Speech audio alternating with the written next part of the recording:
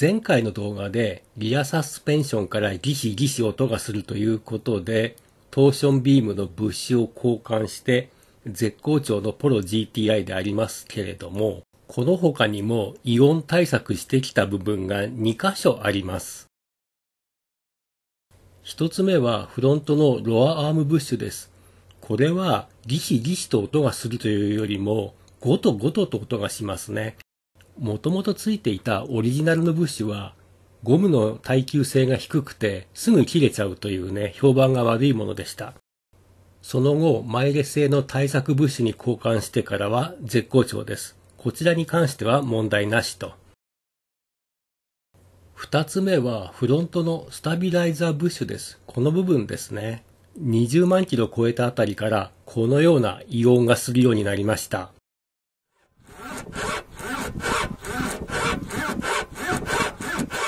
暫定対策としてシリコングリスを塗ってみたんですけれども、これが予想以上によく効きまして、使用前と使用後を比べると、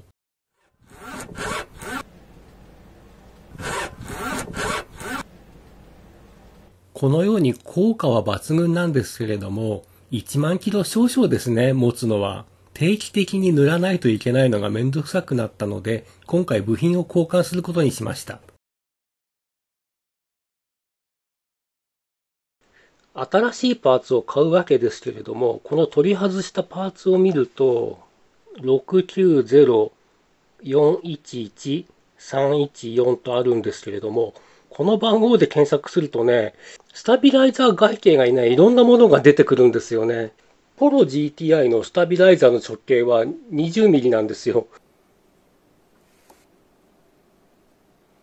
で、これをね、実際この内径測ると、だいたい 20mm 弱。690411314の内径がね、20mm のものを最初探していたんですけれども、全然見つからなくてで、ようやくね、謎が解けました。この部品番号の後ろについてこの R っていうのがとても重要で、690411314R ってやつがね、正解ですね。ここについているアルファベットによって、ここの内径が変わると。で、これ内径をね、てっきり20ミリぴったりだと思ってたんですけれども、これね、18ミリなんですよ。これ結局ね、これが正解でした、これ。ヤフオクで買いました。でヤフオクの説明が丁寧で謎が解けました。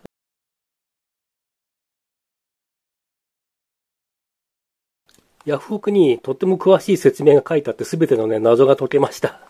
690411314R と書いてあって、これのね、内径はね、18ミリなんですね。18ミリを買うのが正解。てっきりね、20ミリを買わなきゃいけないと思ってたんですよ。ポロ GTI のスタビライザーの直径は20ミリなんだけど、ブッシュの内径は18ミリのを買うのが正解。ゴムなんでね、伸縮するんで、内径18ミリのゴムを直径20ミリの GTI につけるとちょうどよくなるということで、もうそれがね、説明がちゃんとヤフオクの出品に書いてあったんでありがたいです。で、私のこの20万キロ使った純正のブッシュは減ってるんですよ。摩耗してる。摩耗したのかね、ゴムが縮まっちゃったのかわかりませんけれどもね、内径がね、もう20ミリ近くになっちゃってると。で、こう触ってみたらね、硬いですね、もうね、硬い。こっちのがね、ちゃんとゴムらしい弾力がある感じがします。手に持つとね。なんかカチコチになっちゃってる感じだね。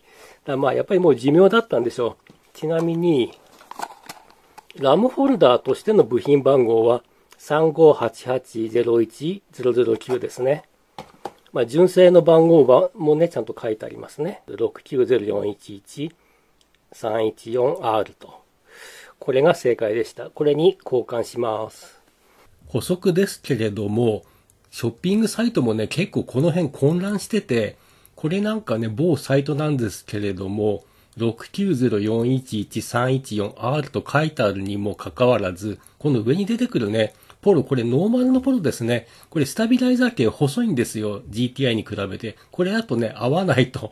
ここにもね、必ず品番車体番号で確認くださいって書いてありますけれども、あまり情報に惑わされず、取り外したパーツの部品番号と全く同じものを買えばね、間違いないっていうのがね、今回ね、よくわかりました。教訓になりました。冷静に考えると当たり前のことで、車の部品というものはね、部品番号で管理されていると。誤った情報に惑わされないように注意しましょう。まずはスタビライザーリンクを取り外します。こことここの2つのナットを取り外します。日本車ではまず使われない 16mm のソケットで回します。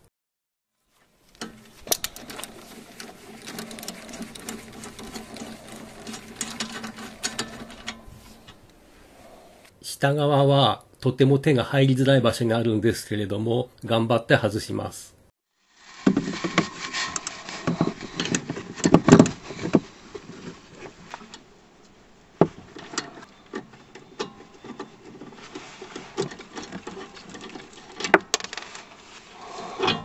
当然ながら左右2本とも外します。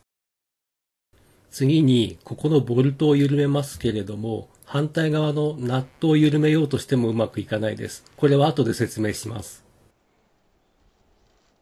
ドライブシャフトが非常に邪魔でやりづらいんですけれども頑張ってやります。左側はまだやりやすいです。右側は最悪で、ドライブシャフトがここまで迫っているのでラチェットが入りません。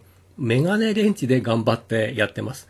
ボルトを緩める時の動画は取り忘れてしまったので、ボルトを締めてる時の動画で紹介します。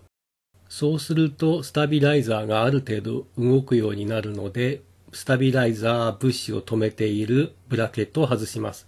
スタビライザーが抜き取れてしまえばもっと作業が楽なんですけれども、サスペンションをばらさないと無理ですね。サスペンションをばらすところまではやりたくないので、なんとか手前に引き出して、ブラケットを頑張って取ります。簡単に外れそうで外れないです。握力が必要ですけど、私、非力なんでね、結構苦労して頑張って取りました。取り外すと、こんな構造になっています。これが一見ナットに見えて回りそうなのがクセモノですよね。最初これを回そうとしてひどい目に遭いました。回るわけがない。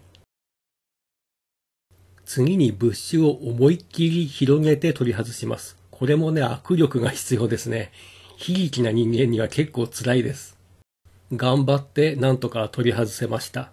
これシリコングリスが残ってるのは実はね、ほんの数週間前にグリスアップしたんです。リアアクスルのブッシュを交換したんだから、フロントもこの際やろうという気になったからです。ブッシュの取り付けですけれども、このようなものを買ってみました。トヨタ純正ラバーグリース。これをブッシュにつけるととても具合がいいそうです。シリコングリスよりも性能がいいという評判なので買ってみました。お値段も数百円と安いですし、せっかく作業するのだからより良いものにしようということです。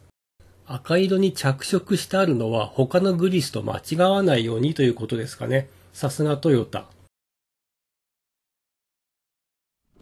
さすが新品は硬いですね。硬くて入りづらいんで、もうここに滑りを良くするためにこっちにも塗る。硬い。相当硬いですね。これ入るのちゃんと。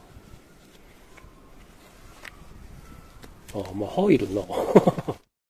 この状態だと糸も簡単に入るんですけれども、直径 20mm のスタビライザーにかぶせた状態でブラケットを取り付けようとすると相当硬いです。やっと入った。これ入れるの相当苦労しました。これをここにつっかえ棒して、こっちをギューッと押してなんとか入った。左側はなんとか入ったのですけれども、右側は作業スペースが狭くてもうどうにも無理で、ホームセンターに行って M8100mm のね、ボルトを買ってきました。で、これで止めようにもね、ちょっと届かないんですよね。ここにはめ込むためだけにこれを買ってきました。これでこれ締め込んではめ込もうと思います。残念ながら、下の、これは抜けないんですね。これドライブシャフトが邪魔でね。サスペンションを持ち上げればいいのかな。まあ、ちょっと上だけでなんとかします。これでなんとかなるかな。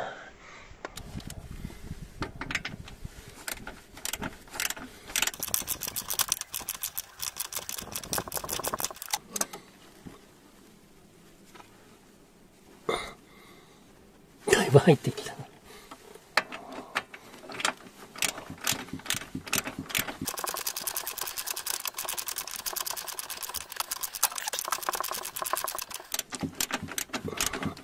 入ったね。入った。下はこれで押さえて入った。これでなんとか入ったね。なんとか入りました。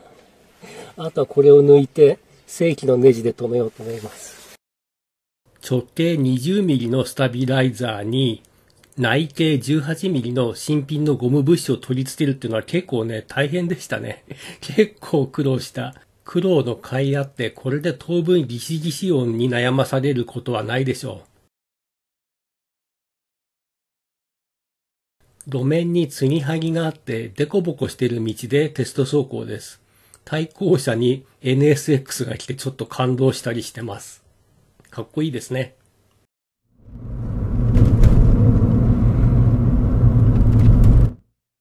ギシギシ音が出やすいのは今のような段差を乗り越えた時ですけれども、結果良好と。路面に高低差がある交差点の左折なんかでもギシギシ音が出やすかったんですけれども、ピタッと収まって嬉しいですね。ハンドリングは若干マイルドになった印象です。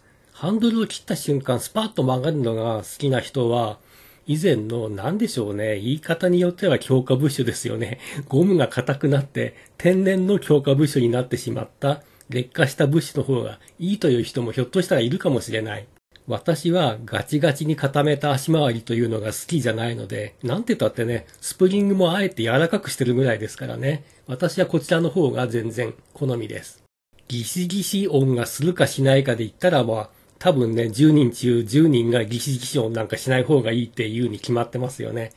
メンテナンスするごとに愛着が湧くポロ GTI くんです。これからもね、長い付き合いになるでしょう。どうもご視聴ありがとうございました。